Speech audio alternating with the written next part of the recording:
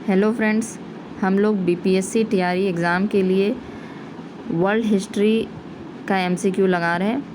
तो हम लोग 9th क्लास से शुरू किए हैं एनसीईआरटी बुक से, और इसका फर्स्ट चैप्टर सेकंड चैप्टर हो गया है, और थर्ड चैप्टर जो नाथसीवाद वाला चैप्टर है वो चैप्टर से अभी हम लोग फर्स्ट पार्ट लगाएंगे।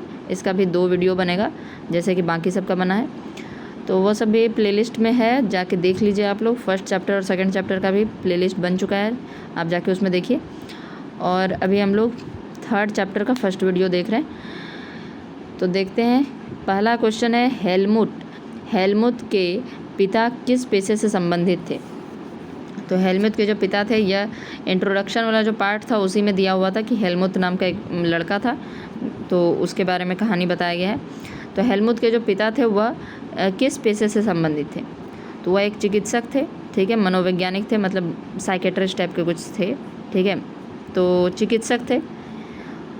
आगे देखते हैं हम लोग। हेलमुथ के पिता आत्महत्या क्यों करना चाहते थे। उन्हें आर्थिक समस्याएं थी, वे नात्सी विरोधियों से डरते थे, वे मित्र राष्ट्रों से संबंधित व्यवहार से डरते थे, वे बीमार थे। वे मित्र राष्ट्रों से संबंधित व्यवहार से डरते थे क्योंकि उनको डर था कि वो नाजी पार्टी के साथ मिलकर जो खूब आतंक मचाए हैं, मतलब लोगों को मारने काटने का जो काम किया है, अब मित्र राष्ट्र जो है उनके साथ उसी तरह का व्यवहार करेगी। हेलमुथ के पिता का राजनीतिक विचारधारा किससे संबंधित था। साम्यवाद से, पूंजीवाद से, नात्सीवाद से या समाजवाद से। तो उनका राजनीतिक विचारधारा किससे संबंधित था, नाजी पार्टी यानी नात्सीवाद से था। 1945 में जर्मनी ने किसके सामने समर्पण किया। तो यह मित्र राष्ट्रों के सामने समर्पण किया था, क्योंकि मित्र राष्ट्रों के सामने उन लोगों ने समर्पण किया था, वो हार गए थे जर्मनी वाले। हिटलर और गोबल्स ने आत्महत्या कब और कहाँ की। हिटलर और गोबल्स ने आत्महत्या कब और कहाँ की। तो अप्रैल 1945 में बर्लिन के एक बंकर में, ठीक है, तो इतना तो याद होगा कि आप बंकर में उन्होंने किया था।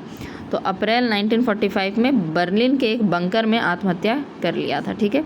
तो फर्स्ट नंबर ऑप्शन हो जाएगा। हम थोड़ा जल्दी करवा रहे हैं क्योंकि एग्ज़ाम नज़दीक है। न्यूरेमबर्ग अदालत ने नात्सी युद्ध बंदियों पर मुकदमा चलाने का क्या कारण था। न्यूरेमबर्ग अदालत जो था, नात्सी युद्ध बंदियों पर मुकदमा क्यों चलाया गया था। मानवता के खिलाफ अपराध के लिए, उन लोगों ने जो इतना सारा जनसंहार किया था उसके लिए उन पर मुकदमा चलाया गया था। चलिए आगे देखते हैं। दूसरे विश्व युद्ध के दौरान जर्मनी द्वारा कितने यहूदी मारे गए थे। तो आप लोग अगर चैप्टर को पढ़े हैं तो बहुत आसानी से आंसर बता सकते हैं। क्या आंसर है, 60 लाख। पहले विश्व युद्ध के बाद जर्मनी पर थोपे गए वार्साई की संधि के कारण क्या हुआ था। पहले विश्व युद्ध के बाद जर्मनी पर थोपे गए वार्साई के संधि के कारण क्या हुआ था। जर्मनी ने अधिक ताकत हासिल की, जर्मनी ने अपने उपनिवेश और संसाधन खो दिए, जर्मनी ने मित्र राष्ट्रों से गठबंधन कर लिया, जर्मनी ने नए औद्योगिक क्षेत्र स्थापित कर लिए। तो बी नंबर ऑप्शन यानी कि 2 नंबर ऑप्शन हो जाएगा कि जर्मनी ने अपने उपनिवेश और संसाधन खो दिए। पहले विश्व युद्ध के बाद क्या हुआ था, जब संधि हुआ था तो उसमें बहुत सारा हुआ उपनिवेश और संसाधन खो दिया था, उसका जितना भी उपनिवेश था उस पर मित्र राष्ट्रों ने कब्जा कर लिया था। जर्मनी ने अपने उपनिवेश ये तो पढ़ लिए हम लोग। क्वेश्चन देखते हैं। युद्ध अपराध बोध अनुच्छेद के तहत जर्मनी को किसके लिए जिम्मेदार ठहराया गया। आर्थिक मंदी, सांस्कृतिक पतन, युद्ध के कारण हुई तबाही, पर्यावरणीय नुकसान। तो युद्ध अपराध बोध अनुच्छेद के तहत जर्मनी को किसके लिए जिम्मेदार ठहराया गया। तो जर्मनी को जिम्मेदार ठहराया गया था कि जो भी युद्ध में तबाही हुआ है, जो भी नुकसान हुआ है वह तुम्हारे कारण हुआ है। तो 3 नंबर ऑप्शन हो जाएगा, ठीक है। हेलमुथ को 9 साल तक किस चीज़ का डर सताता रहा। हेलमुथ को 9 साल तक किस चीज़ का डर सताता रहा कि उसकी माँ उसे जहर ना दे के मार दे। ठीक है, तो 1 नंबर ऑप्शन हो जाएगा। जर्मनी ने पहले विश्व युद्ध में किन देशों के साथ मिलकर युद्ध लड़ा था? जर्मनी ने पहले विश्व युद्ध के समय किन देशों के साथ मिलकर युद्ध लड़ा था? इंग्लैंड और फ्रांस, ऑस्ट्रियाई साम्राज्य, रूस और अमेरिका, पोलैंड और डेनमार्क। तो इंग्लैंड और फ्रांस तो उसके विरोधी टीम थे, तो ऑस्ट्रियाई साम्राज्य हो जाएगा। ठीक है, ऑस्ट्रिया और जर्मनी मिलकर युद्ध लड़ा था। पहले विश्व युद्ध में जर्मनी की पराजय कब हुई? तो जर्मनी की पराजय कब हुई? नवंबर 1918 में। और जर्मनी के पराजय के बाद ही यह प्रथम विश्व युद्ध जो था वह ख़त्म हुआ था, तो नवंबर 1918 में। वाइमर गणराज्य का संविधान कहाँ पारित किया गया?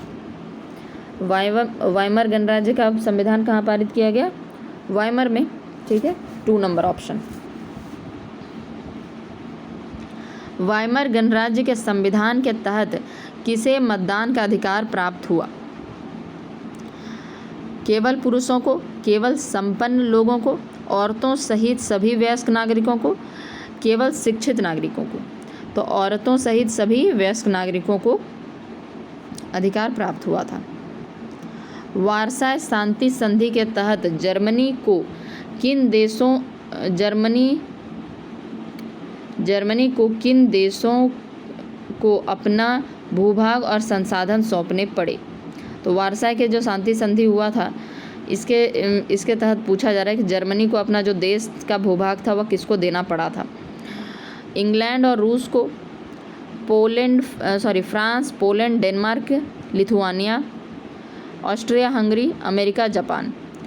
तो फ्रांस, पोलैंड, डेनमार्क और लिथुआनिया को देना पड़ा था, अपना भूभाग और संसाधन सौंपने पड़े थे। ठीक है, 2 नंबर ऑप्शन हो जाएगा। किसको किसको देना पड़ा था? France, Poland, Denmark, Lithuania. ठीक है। वार्साय संधि के तहत जर्मनी पर कितना जुर्माना लगाया गया था? यह आपको याद रहना चाहिए। 3 नंबर ऑप्शन हो जाएगा, $6 अरब। वार्साय संधि के कारण जर्मनी की किस सैन्य शक्ति को भंग कर दिया गया था? नौसेना, वायुसेना, थल सेना, सभी सैन्य शक्तियों को। वार्साय संधि के कारण जर्मनी किस सैन्य शक्ति को भंग कर दिया गया था? तो यह सभी सैन्य शक्तियों को भंग कर दिया गया था। ठीक है। वार्साय संधि के युद्ध अपराध बोध अनुच्छेद के तहत किसे युद्ध के कारण हुई तबाही का जिम्मेदार ठहराया गया? मित्र राष्ट्रों को, जर्मनी को, ऑस्ट्रिया को, रूस को।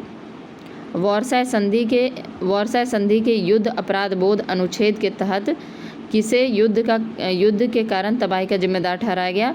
तो वह जर्मनी को ठहराया गया था वार्साय संधि में कि तुम ही जो प्रथम विश्व युद्ध हुआ है वह तुम्हारे कारण हुआ है। वाइमर गणराज्य को किस घटना के लिए जिम्मेदार ठहराया गया? वाइमर गणराज्य किस घटना के लिए इसको जिम्मेदार ठहराया गया था? इसको जर्मनी की आर्थिक उन्नति के लिए, जर्मनी की हार और अपमान के लिए, जर्मनी की सैन्य ताकत के लिए, जर्मनी की सांस्कृतिक वृद्धि के लिए। तो जर्मनी की हार और अपमान के लिए किसको जिम्मेदार ठहराया गया? जर्मनी वालों ने वाइमर गणराज्य को इसका वहाँ जो वार्साय में जो शांति संधि हुआ था उसमें जो भी इस पर $6 अरब इस पे जुर्माना थोपा गया या जो भी इसके साथ मतलब वहाँ पर काम हुआ था वह सब का जिम्मेदार जर्मनी के जो पब्लिक थी वह किस पर ठहरा दी? वह वाइमर गणराज्य पर ठहरा दी कि तुम्हारे कारण ही है जर्मनी का हार और अपमान हुआ। पहले महायुद्ध के बाद यूरोप किस प्रकार का महाद्वीप बन गया? पहले महायुद्ध के बाद यूरोप किस प्रकार का महाद्वीप बन गया? समृद्ध महाद्वीप? ये तो हो ही नहीं सकता। कर्जदारों का महाद्वीप? तो जाहिर है कर्जदारों का महाद्वीप बन गया। पहले वो कर्ज देने का काम करता था लेकिन प्रथम विश्व युद्ध के बाद वह कर्ज लेने वाला बन गया था, यानी कर्जदारों का महाद्वीप बन गया था। वाइमर गणराज्य के हिमायतियों में मुख्य रूप से कौन शामिल था? रूढ़िवादी और पुरातनपंथी? नहीं, ये वाइमर गणराज्य जो था वह लोकतांत्रिक था, इसलिए रूढ़िवादी और पुरातनपंथी तो नहीं हो सकता है। समाजवादी, कैथोलिक और डेमोक्रेट। ठीक है, तो बी 2 नंबर ऑप्शन हो जाएगा। बी बोले तो आप समझ जाइएगा कि 2 बोल रहे हैं। ठीक है, थोड़ा सा गड़बड़ हो जाता है। नवंबर के अपराधी कहकर किसका मजाक उड़ाया गया? तो नवंबर का अपराधी किसको कहा जाता था? वाइमर गणराज्य के हिमायतियों को कहा जाता था। क्यों कहा जाता था? क्योंकि वह मानते थे कि वर्साय शांति संधि में जो जितना भी हमारा नुकसान हुआ है वह इन्हीं लोगों के कारण हुआ है। ठीक है, जबकि उनको समझना चाहिए कि जो पिछला राजा था, सम्राट था, उसके कारण प्रथम विश्व युद्ध हुआ और वाइमर गणराज्य का क्या दोष है उसमें, वो तभी नया नया आया हुआ था। चलिए, कहानी तो आप लोग पढ़ लिए होंगे। पहले महायुद्ध के बाद किस प्रकार की व्यवस्था की हिमायत की जाने लगी? पहले महायुद्ध के बाद किस प्रकार की व्यवस्था की हिमायत की जाने लगी? लोकतांत्रिक, तानाशाही, साम्यवादी और समाजवादी। पहले महायुद्ध के बाद किस प्रकार की व्यवस्था की हिमायत की जाने लगी? तो तानाशाही। ठीक है, तानाशाही। पहले महायुद्ध के बाद किस प्रकार की व्यवस्था की हिमायत की जाने लगी? तो तानाशाही हो जाएगा, 2 नंबर ऑप्शन। किस क्रांति के तर्ज पर जर्मनी में स्पार्टाकिस्ट लीग ने क्रांतिकारी विद्रोह की योजना बनाई? यह जो स्पार्टाकिस्ट जो लीग था वह किस तर्ज पे बना था जर्मनी में? तो यह जो रूस में जो बोल्शेविक क्रांति था ना, उसके ही तर्ज पे यह लीग बनाया गया था। ठीक है, मतलब उसी तरह के लोग उसमें रहते थे। स्पार्टाकिस्ट लीग के विद्रोह को कुचलने के लिए वाइमर गणराज्य ने किसकी मदद ली? मित्र राष्ट्रों की? नहीं, पुराने सैनिकों के फ्री कोर की। ठीक है, तो 2 नंबर ऑप्शन होगा, पुराने सैनिकों के फ्री कोर की। आप पॉज करके इसका आंसर दिया कीजिए। ठीक है, हम थोड़े जल्दी जल्दी बना देते हैं ताकि लंबा वीडियो ना बने। 1923 में जर्मनी ने कर्ज और हर्जाना चुकाने से इनकार करने के जवाब में फ्रांसीसियों ने किस औद्योगिक इलाके पर कब्जा कर लिया? अब जर्मनी पे जो बहुत ज़्यादा कर्जा और मतलब बढ़ गया था, तो 1923 में जर्मनी ने कहा कि हम कोई कर्ज नहीं देंगे और ना ही कोई हर्जाना चुकाएंगे। तो उसी बात के फ्रांसीसियों ने क्या किया कि उसके जो एक औद्योगिक इलाका था उस पर कब्जा कर लिया। अब आपको बताना है कि वह कौन सा औद्योगिक इलाका था, बर्लिन, हैम्बर्ग, रूर या म्यूनिख? तो यह रूर हो जाएगा, रूर का प्रदेश ले लिया था फ्रांसीसियों ने। 1923 में जर्मनी ने किस प्रकार के प्रतिरोध के रूप में बड़े पैमाने पर कागजी मुद्रा छापना शुरू किया? सशस्त्र प्रतिरोध, निष्क्रिय प्रतिरोध, आर्थिक प्रतिरोध या सांस्कृतिक प्रतिरोध? ठीक है, तो 1923 में जर्मनी ने किस प्रकार के प्रतिरोध के रूप में बड़े पैमाने पर कागजी मुद्रा छापना शुरू किया था? तो यह निष्क्रिय प्रतिरोध हो जाएगा। ठीक है, वहाँ पर गरीबी बहुत ज़्यादा बढ़ रहा था तो उसके कारण वह बहुत ज़्यादा नोट छापे जा रहा था। चैप्टर में ये सब लिखा हुआ है, बुक पढ़िए, आपको पता चलेगा। और अगर आप बुक पढ़े हैं तो आपको समझ में आ रहा होगा कि ये सब क्वेश्चन बुक से ही बनाया गया है। जब कीमतें बेहिसाब बढ़ जाती है तो उस स्थिति को क्या कहते हैं? इसको कहते हैं मुद्रास्फीति, नहीं अति मुद्रास्फीति। बहुत ज़्यादा कीमत बढ़ जाने को क्या कहते हैं? अति मुद्रास्फीति। मुद्रास्फीति तो ठीक है, थोड़ा बहुत बढ़ रहा है अपनी गति से, लेकिन अति मुद्रास्फीति कब कहते हैं? जब एकदम जैसे वहाँ पर हालत हो गया था जर्मनी का कि एकदम लोग सूटकेस में पैसा ले लेके उसके बाद पाव रोटी खरीदने जा रहे थे, तो उसको कहते हैं अति मुद्रास्फीति। जर्मनी को 1923 के आर्थिक संकट से निकालने के लिए किस देश ने हस्तक्षेप किया?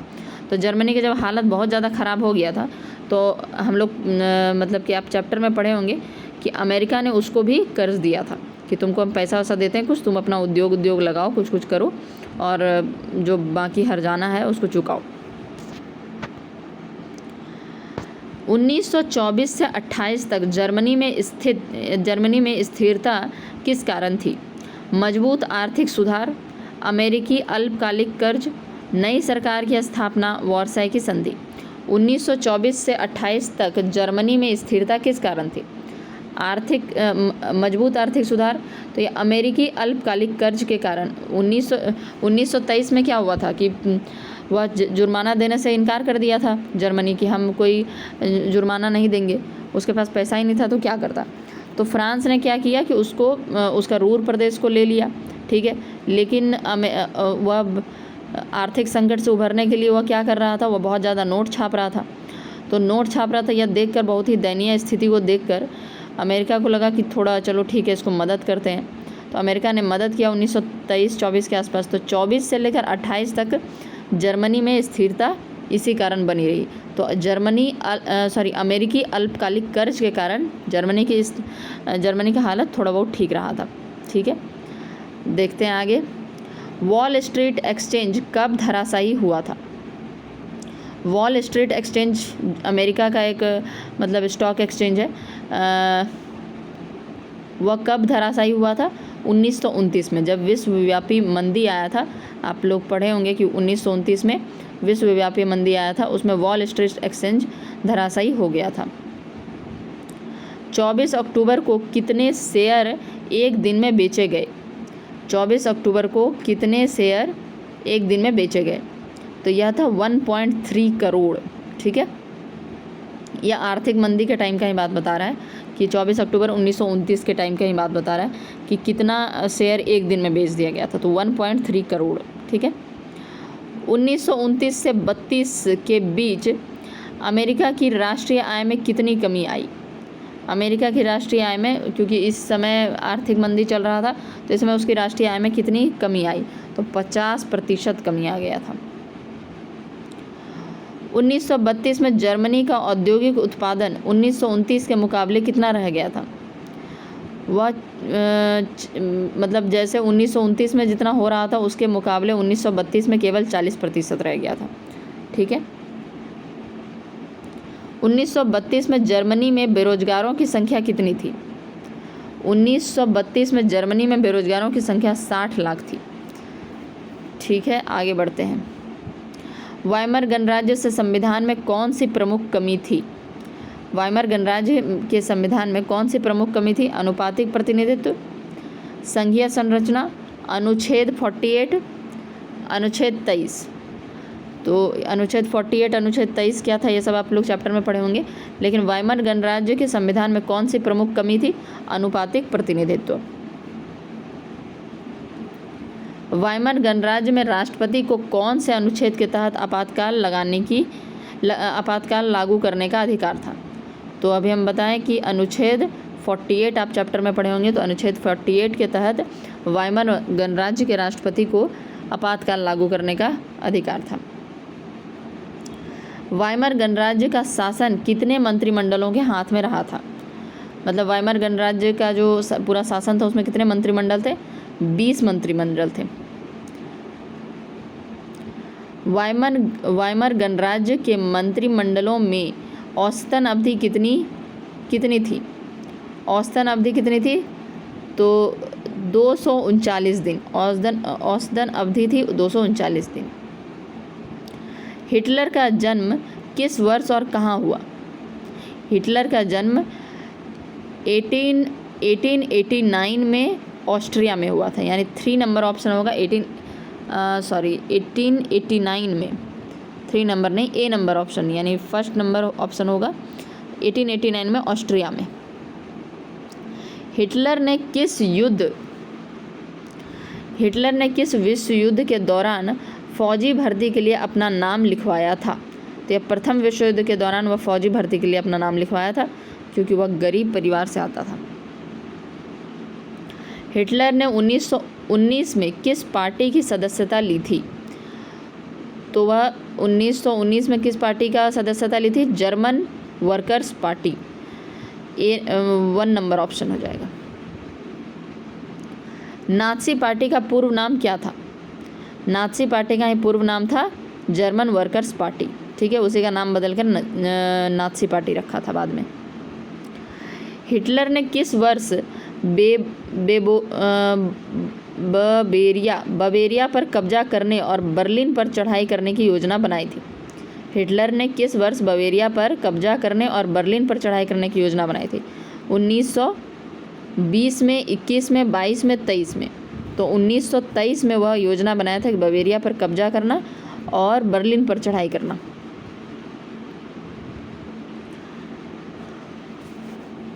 उन्नीस सौ 32 में नाज़ी पार्टी को राइक्सटैग के चुनाव में कितने प्रतिशत वोट मिले?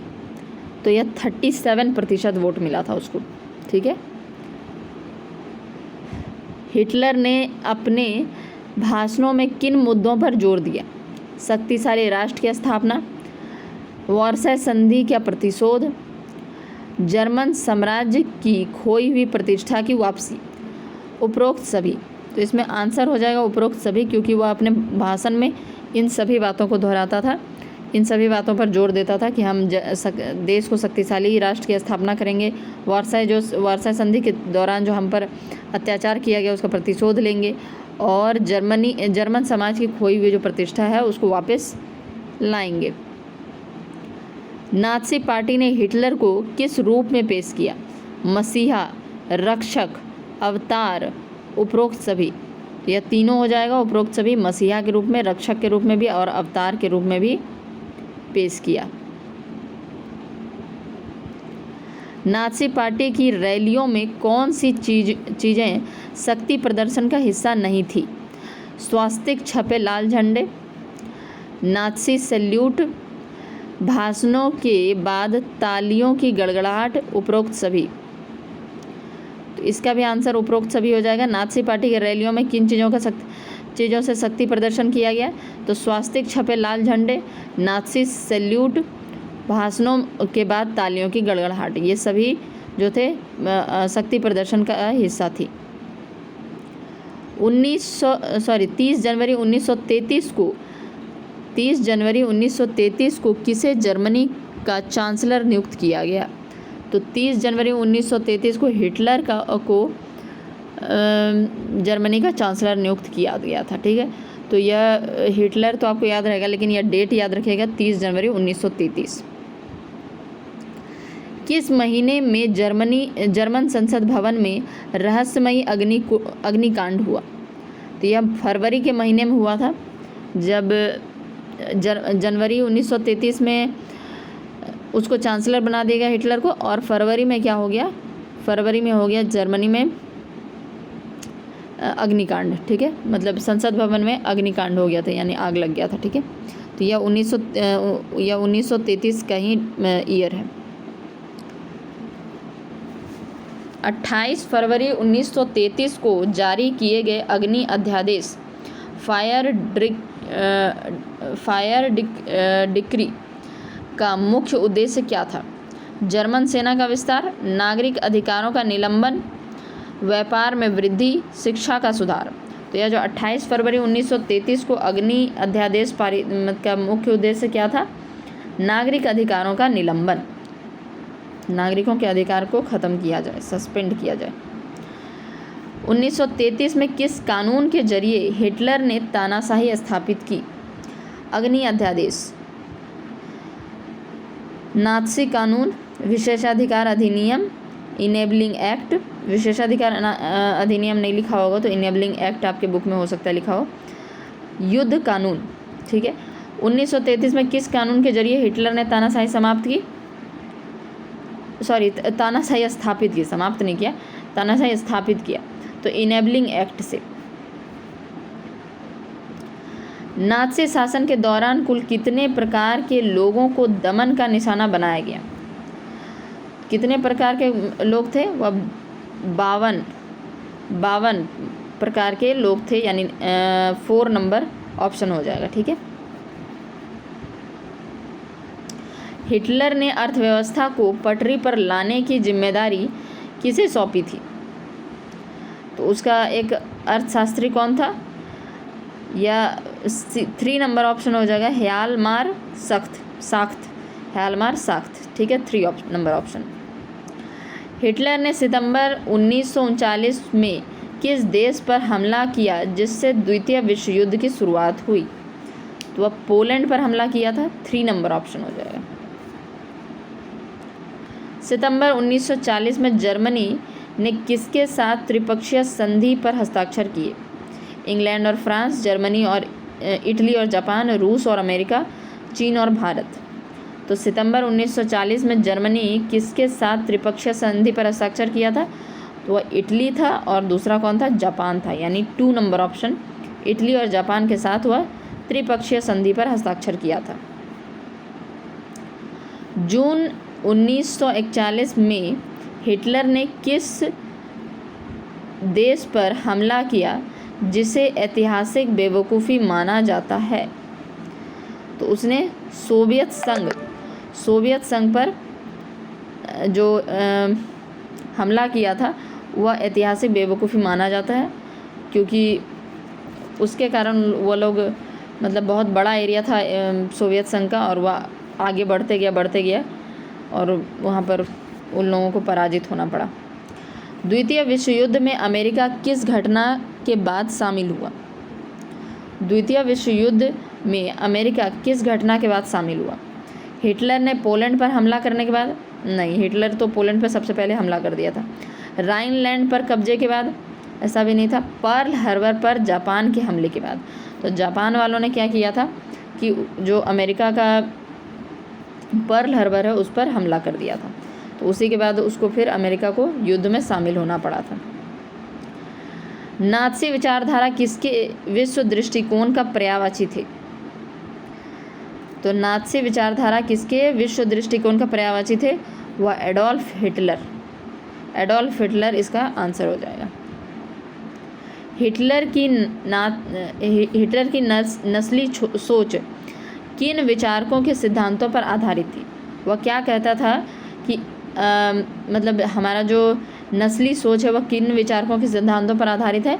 तो Albert Einstein, Charles Darwin. C number option होगा, चार्ल्स डार्विन और हर्बर्ट स्पेंसर के जो सिद्धांत है वो जो नेचुरल सिलेक्शन और सर्वाइवल फॉर द फिटेस्ट वाली जो बात है उसके उसी के सिद्धांत पर आधारित है, ऐसा वह कहता था। हिटलर के नस्ली दृष्टिकोण में कौन सी नस्ल सबसे ऊपरी पायदान पर आती थे? तो सबसे ऊपर वो किसको मानता था? नॉर्डिक जर्मन आर्य। ठीक है। लेबेनॉस्त्रम का अर्थ क्या है? तो इसका अर्थ क्या है? ए नंबर ऑप्शन होगा, जीवन परिधि। लेबेनॉस्त्रम। तो अगर हम गलत प्रोनाउंस कर रहे हैं तो अगर कुछ करेक्ट करना होगा तो आप लोग बता दीजिएगा, लेकिन अभी तो यही है कि लेबेनॉस्त्रम। ठीक है, जीवन परिधि। आप खुद पढ़ लीजिए अगर गलत लग रहा है तो। नात्सियों के यूथनेसिया कार्यक्रम का क्या उद्देश्य था? केवल यहूदियों का संहार, मानसिक और शारीरिक रूप से अयोग्य जर्मनों का हत्या। तो नात्सियों में जो यूथनेसिया का कार्यक्रम था उसमें क्या किया जाता था कि जो मानसिक और शारीरिक रूप से अयोग्य हैं उनको मतलब कि उनकी हत्या कर देनी चाहिए। ठीक है, तो बी नंबर ऑप्शन होगा। नात्सियों ने जर्मनी में सबसे पहले किस समाज को अवांछित घोषित किया? अवांछित किसे घोषित किया? सबसे पहले समाज का अवांछित कौन था? वह था यहूदी, यानी कि नात्सियों को यहूदियों से बहुत प्रॉब्लम था। घेटो शब्द का प्रयोग किसके लिए किया गया था? घेटो शब्द का प्रयोग किसके लिए किया जाता है?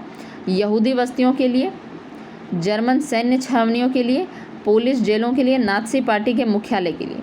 तो आपको पता होगा कि घेटो शब्द का यूज़ करते हैं यहूदी बस्तियों के लिए। ठीक है। हिटलर की दृष्टि में यहूदी समस्या का समाधान क्या था? धर्म परिवर्तन, निर्वासन, नस्ली संहार या दास्ता? तो हिटलर की दृष्टि में यहूदी समस्या के क्या समाधान था कि नस्ली संहार कर दो, यानी सभी को मार डालो। पोलैंड के लोगों के लिए जनरल गवर्नमेंट नामक क्षेत्र क्यों बनाया गया था? जर्मनी साम्राज्य के लिए, अन्न उगाने के लिए, अवांछित तत्वों को रखने के लिए। तो यह जनरल गवर्नमेंट नामक क्षेत्र क्यों बनाया गया था कि अवांछित तत्वों को रखने के लिए, यानी कि जिसको वह ख़राब मानता था, जैसे यहूदी को और जिप्सियों को, जितने भी लोगों को वो ख़राब मानता था वहाँ पर उन लोगों को रखने के लिए। तो आज अभी 30 मिनट का लगभग वीडियो बन गया है। तो फर्स्ट पार्ट इसका कंप्लीट हो गया। सेकंड पार्ट में हम लोग आगे का क्वेश्चन देखेंगे। तो इतना रहने देते हैं। Thank you.